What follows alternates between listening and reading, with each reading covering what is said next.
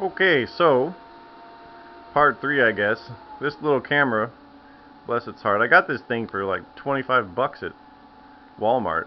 Uh, this is the first time ever using it. I'm not really sure what kind of quality it puts out. I hope it's okay. It says it's HD. I don't know. But it's got about a 2.5 hour record time on the 32 gigabyte card, but it's only got about a 15-minute battery.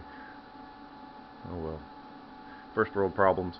Anywho, um, before I go back into the loads, before I was so rudely interrupted, I wanted to talk about this little dude again. I had mentioned that I only charge and discharge at 80%, so instead of 1,000 amp hours, I only consider this battery to have 800. And you see on the side it's got 32% now. It's been charging. We're charging up at 52%. You can watch it rise as the sun comes out. We've got kind of a partly cloudy day today. So that's 32%. You can set the battery size in the settings of this thing, and I've got the battery size set at 800. So that's 32% of 800, not 32% of the actual battery capacity. So whenever that's at 0%, that means that I've discharged it to 20%, right? And when it's at 100%, it's well, it's fully charged. But yeah, so there you go. That's what that is. Right, so I was kind of talking about loads a little bit. If my truck is charging, that's about 45 amps, again at 50 volts, not 220 or 110. So, and if the little smart car is charging, we've got the charger turned down on it, that's another 45. The dryer pulls about 100 amps. The water heater pulls about 100 amps. The well pump, when it's running, is about 45 amps, but on startup can be 120, even 130 amps. So you see, if I've got all this stuff going at the same time, this inverter is going to get overwhelmed pretty quick, especially at night.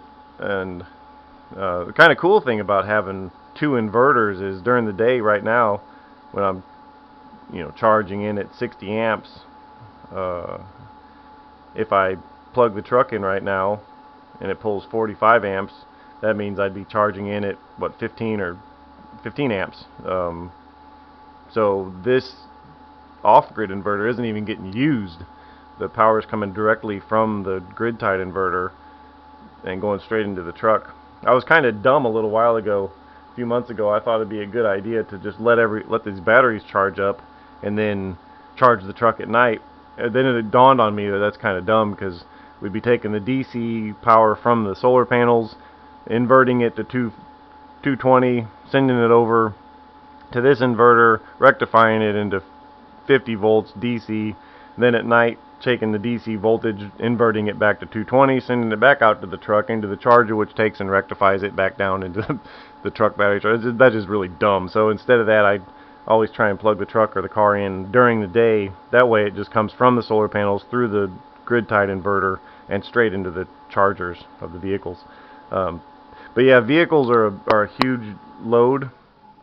Back in the good old days of early solar, you'd see cabins, and they'd have to really load manage because panels were so expensive, and batteries have always been pretty expensive too, so you couldn't have a whole lot of them. People would have to load manage pretty intensively, and you ended up with a very compromised lifestyle. You couldn't take a shower while somebody was vacuuming. You couldn't run the microwave while somebody was taking a shower. So you had to be very conscious of your power consumption, and I don't like that kind of a lifestyle. I want to be able to do anything at any time and not have to worry about it. At the moment, we do have to kind of be conscious. If this battery gets too low, I have to come out here. If the battery gets too low, I have to go into the house and switch circuit breakers around to, make the house off grid while this is, or make the house grid tied while this is off grid. You know what I'm trying to say. I do have to be a little bit conscious of it. Ultimately, I need another 10 or even 15 more panels outside, and I need another inverter. Realistically, I don't think I'd need another 12 kilowatt inverter, but it doesn't hurt. and then they'd be under,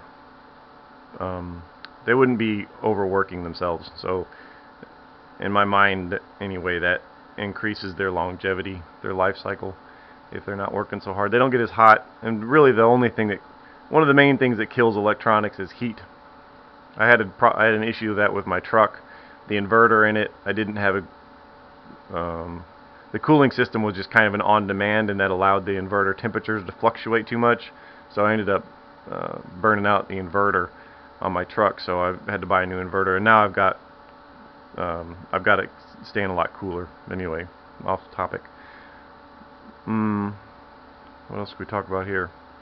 I think that's pretty much all I wanted to say about all this. Yeah. Alright, thank you.